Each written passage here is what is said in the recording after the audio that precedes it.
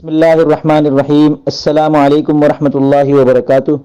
میں محمد اسامہ سرسری آپ کی خدمت میں حاضر ہوں۔ صرف و نحو آسان کورس سبق نمبر 21 ہے۔ اس سبق میں ہم انشاءاللہ واحد، تثنیہ اور جمع کے بارے میں پڑھیں گے۔ دیکھیں، ہر زبان میں واحد اور جمع ہوتے ہیں۔ جیسے آنکھ واحد ہے اور اس کی جمع آنکھیں ہیں اردو میں، اور آنکھ کو فارسی میں چشم کہتے ہیں اور فارسی میں اس کی جمع ہے چشمان، اور انگریزی میں آنکھ کو آئی کہتے ہیں اور اس کی جمع ہے آئیز۔ عربی میں آنکھ کو عینن کہتے ہیں اور اس کی جمع ہے عیون۔ لیکن عربی میں ایک چیز کا اور اضافہ ہے جس کو تثنیہ کہتے ہیں۔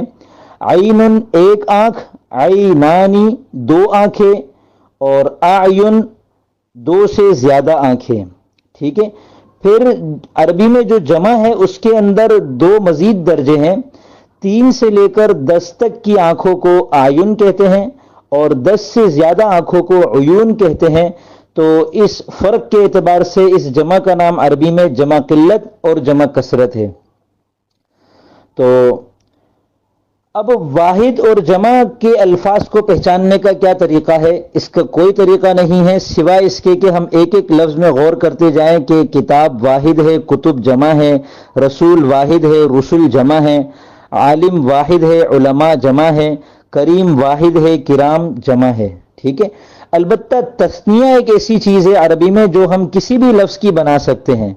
تثنیہ بنانے کے لیے واحد کے آخر میں الف نون یا نون کا اضافہ کرنا ہوتا ہے، اور یہ نون جو ہوتا ہے اس کے نیچے زیر ہوتی ہے۔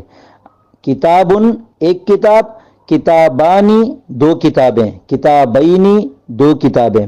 اب کتابانی اور کتابینی میں کیا فرق ہے؟ ترجمے کے اعتبار سے کوئی فرق نہیں ہے، البتہ جب ہم کو مرفوع رکھنا ہوگا لفظ کو تو ہم کتابانی کہیں گے، اور حالت نسبی اور جری میں کتابینی کہیں گے۔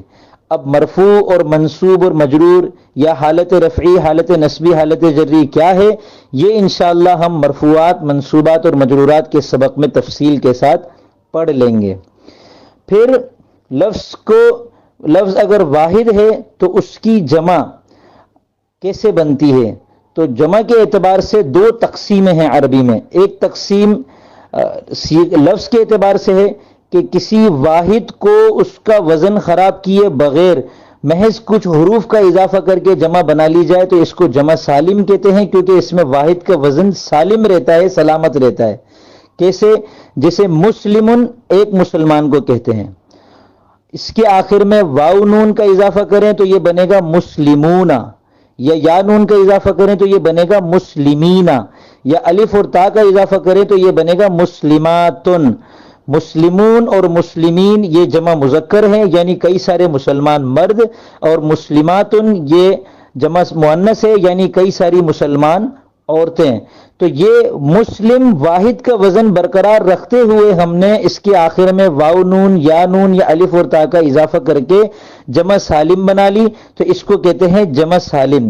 اس کے مقابلے میں وہ جمع ہوتی ہے جس میں واحد کا وزن ٹوٹ جاتا ہے، ٹوٹنے کو عربی میں کسر کہتے ہیں، تو اس لحاظ سے اس جمع کا نام انہوں نے رکھا ہے جمع مکسر، یعنی وہ جمع جس میں واحد کا وزن ٹوٹ جاتا ہے اور وہ اس کے علاوہ تمام جمع ہیں، یعنی جتنی بھی جموع ہیں ایک واحد کی جو جمع اگر سالم نہیں ہے تو وہ پھر جمع مکسر ہے۔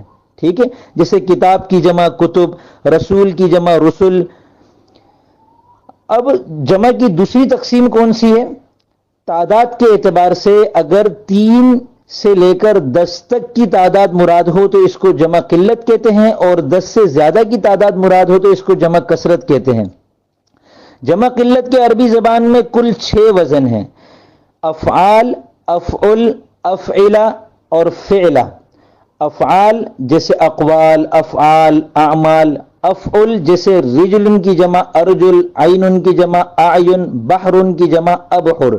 افعلہ جیسے لسان کی جمع السنہ، مثال کی جمع امثلہ، مکان کی جمع امکنہ، اور فعلۃ جیسے غلام کی جمع غلمۃ۔ یہ 4 وزن ہو گئے، اور 2 وزن کون سے ہیں؟ مسلمون اور مسلمات، یعنی جمع مذکر سالم اور جمع مؤنث سالم الف لام کے بغیر۔ اگر جمع مذکر سالم اور جمع مؤنث سالم پر الف لام آ جائے تو پھر وہ جمع कसरत बन जाती है, जमा किल्लत नहीं रहती। ठीक है, तो इस सबक में हमने वाहिद, तस्निया और जमा को पढ़ लिया तफसील के साथ। वाहिद हमको पढ़ने के साथ साथ, किताबों का मुताला करने के साथ साथ और अपना मुशाहिदा और मुताला बढ़ाने के साथ साथ पता चलेंगे वाहिद के किस लफ्ज़ को अरबी में क्या कहते हैं, वही उसका वाहिद है। तस्निया हम किसी भी लफ्ज़ की बना सकते हैं, अलिफ नून और या नून का इजाफा करके, नून के नीचे ज़ेर आएगी। ठीक है, और जमा को बनाने के लिए जमा सालिम हम बना सकते हैं किसी भी लफ्ज़ की। जमा और जमा मुकस्सर जो है वो हमको लुगात में से और किताबों से और कुरान और हदीस से पता चलती रहेंगी। जमा किल्लत के 6 वज़न हैं जो कि हमने पढ़ लिए। अलबत्ता किसी भी लफ्ज़ की हम ये 6 वज़न पर जमा नहीं बना सकते। हमें अरबी ज़बान में, अरबी लुगात में, कुरान में, हदीस में, अरबी किताबों में देखना होगा कि इस लफ्ज़ की जमा किस किस वज़न पर आती है। अच्छा, हर वाहिद की जमा जमा किल्लत के वजन पर आना ये भी जरूरी नहीं है। मुमकिन है कोई वाहिद लफ्ज ऐसा हो जिसकी जमा किल्लत के वजन पर जमा आती ही ना हो। आखिरी बात यह है कि जमा किल्लत के वजन पर जो जमा होती है उसमें हम कसरत वाला माना भी कभी कभी मुराद ले सकते हैं, तो ये कोई मुकम्मल तौर पर ज़ाब्ता नहीं है।